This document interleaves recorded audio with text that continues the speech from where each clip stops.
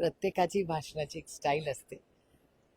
एका लोकशाहीमध्ये त्यांना बोलायचा अधिकार आहे. पण मला गंमत एकाच गोष्टीची वाटते की एवढं जर त्यांना असं वाटत असेल आम्हाला अपयश मिळालंय, तरी महाराष्ट्रात आल्यावर हेडलाईन ही शरद पवार आणि उद्धव ठाकरेंनीच होते. त्यामुळे आय एम फ्लॅटर्ड की एवढं यश त्यांना मिळालं असलं तरी महाराष्ट्रात आल्यावर हेडलाईनला शरद पवार आणि उद्धव ठाकरे. आणि विचार आणि एक गोष्ट, शरद पवार आणि उद्धवजींवर हा देशाचे गृहमंत्री आहेत आणि आज महाराष्ट्रात गेले 32 दिवस रोज एक बातमी प्रचंड महाराष्ट्राला अस्वस्थ करते, ती म्हणजे बीड आणि परभणीमध्ये झालेल्या हत्या. शरद पवार आणि उद्धव ठाकरेंवर जरूर त्यांनी टीका करावी, पण त्याचबरोबर जर ह्या देशाचे गृहमंत्री म्हणून त्यांनी जर फक्त 2 शब्द हे सूर्यवंशी आणि देशमुख कुटुंबाबद्दल बोलले असते, तर तमाम महाराष्ट्राच्या मायबाप जनतेने ज्यांनी एवढ्या विश्वासाच्या नात्याने त्यांना एवढं मोठं मॅन्डेट आणि यश दिलं, आणि या लॉ अँड ऑर्डरचा जो प्रश्न आज महाराष्ट्रात दिसतोय त्याला थोडासा आधार मिळाला असता. परिवारवादी राजकारण करणाऱ्यांना महाराष्ट्राने त्यांची जागा दाखवली असे अजित पवार पण परिवारवादच आहेत ना. ते असंही म्हणाले की शिंदेची शिवसेना हीच खरी शिवसेना, राष्ट्रवादी खरी राष्ट्रवादी. लोकतंत्र आहे, प्रत्येकाला बोलायचा अधिकार आहे. पवार साहेब कधी कोणावर वैयक्तिक टीका करत नाहीत आणि कधी केली नाही. ही महाराष्ट्राची संस्कृती आहे. त्याच्यामुळे अतिथी देवो भव, त्यांनी जरूर महाराष्ट्रात यावं, पवार ठाकरेंवर टीका करावी, कारण का शेवटी हेडलाईन की शरद पवार आणि उद्धव ठाकरेंनीच बनते ना. तुम्ही मला एवढे प्रश्न विचारले, हे त्या सगळ्या भाषणामध्ये फक्त शरद पवार आणि उद्धव ठाकरेंच्याच विरोधातले बोलले, बाकीच्या भाषणाबद्दल तुम्ही मला काहीच नाही विचारलं. आणि दुःख एकाच गोष्टीचं आहे, दुःख म्हणजे दुःख नाही पण अस्वस्थता एवढी होते, कारण का एवढं मोठं मॅन्डेट दिलं आणि जर या दोघा नेत्यांना इतकं अपयश असेल, त्यांना जर वाटत असेल, तर मग भाषणात ह्या 2 मुद्द्यांच्या ऐवजी त्यांनी बीड आणि परभणीमधल्या घटनांबद्दल जर ते बोलले असते किंवा संतोष देशमुखची हत्या आणि सोमनाथ सूर्यवंशींची हत्या आणि तिथली परिस्थितीबद्दल जर ते 2 शब्द बोलले असते, तर महाराष्ट्राला खरंच थोडासा समाधान आणि आधार वाटलं असतं, कारण का ते देशाचे गृहमंत्री. मसाजोगचे आज गावाची बैठक झाली, त्यामुळे ते असा निर्णय झाला की आता संतोष देशमुख कुटुंब आहे ते टावरवर जाऊन आंदोलन करणारे, समाधान नाही त्यांच्या तपासात. किती दुर्दैवी घटना आहे बघा की 32 दिवसानंतर त्या कुटुंबाला न्याय मिळत नाहीये. मी स्वतः ह्याच्याबद्दल अनेक वेळा बोललेले आहे की मोका तुम्ही जरूर लावला, पण तो वाल्मिक कराडांवर का नाही लावला?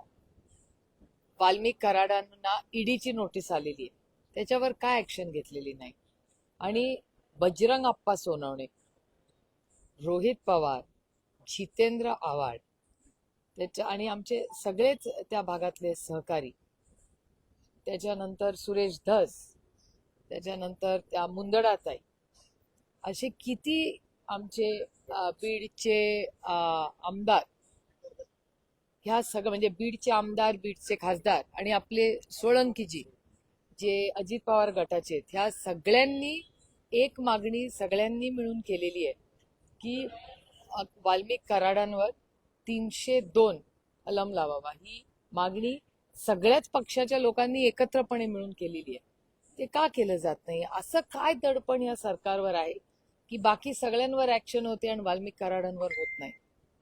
आणि ईडीची जेव्हा जेव्हा नोटीस आली, ती नोटीस जेव्हा संजय राऊत साहेबांना आली, नवाब मलिकांना आली, संजय राऊत, नवाब मलिक, अनिल देशमुख, भुजबळ साहेब या सगळ्यांना जेव्हा ईडीच्या नोटीसेस आल्या, त्यांना अटक झाली, त्यांना बोलवण्यात आलं, सगळी प्रक्रिया झाली.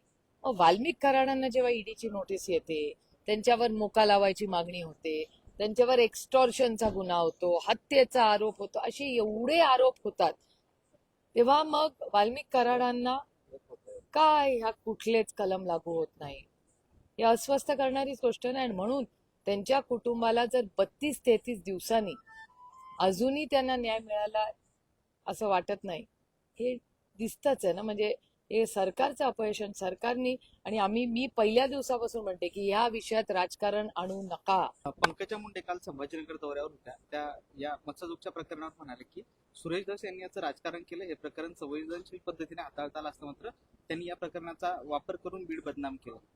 नाही, अगदी बीडची पंकजाताई म्हणतात ती गोष्ट खरी आहे की माझंही मत आहे की आपण कोणीच म्हणजे मीही स्वतः याच्यात कधीही राजकारण आणू नये. आम्ही कधी आणलं नाही आणि आणणारही नाही.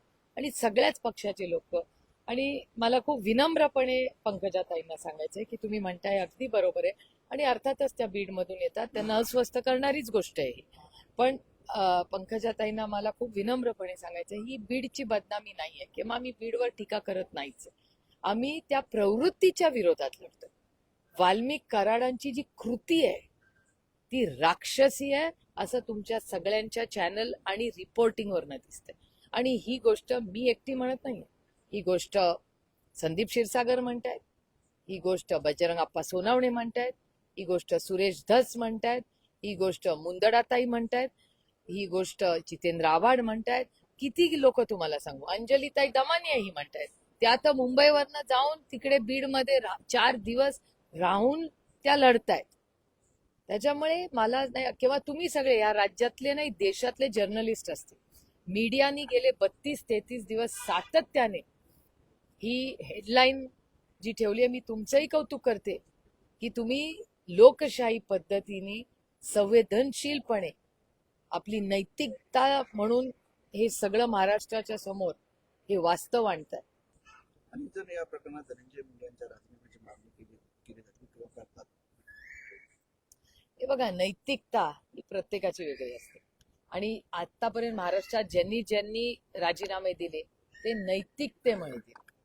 मॉरल रिस्पॉन्सिबिलिटी म्हणजे एक नैतिकता असते माणसाची की नाही याच्यात आपण थोडा वेळ बाजूला झाला पाहिजे. आणि सुरेश धस तर म्हणतात की इन्क्वायरी होईस तोवर थोडा वेळ बाजूला जा आणि मग या जर क्लीन चिट मिळाली तर.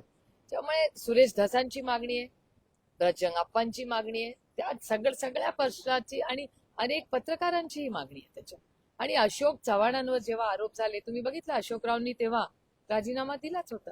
त्याच्यामुळे माझं म्हणणं आहे की नैतिकता म्हणून आपण लोकप्रतिनिधी आहोत, आपण सेवक आहोत लोकांचे. सत्ता काय असते? सत्ता हे एक माध्यम आहे मायबाप जनतेची सेवा करण्याची. तर त्या सेवेमध्ये जर खून, अत्याचार, महिलांवर होणारे अत्याचार, अशा गोष्टी जर होत असतील ते किती वेदना आणि अस्वस्थ करणार आहे तुम्ही मला सांगा. मग ती सेवा कुठे गेली? काय झालं? आपण आदरणीय प्रधानमंत्री काय म्हणतात, मी प्रधान सेवक आहे, आपल्याला आठवत असेल. आज त्यांच्याच मंत्रिमंडळात तर मित्रपक्षातले आहेत ना.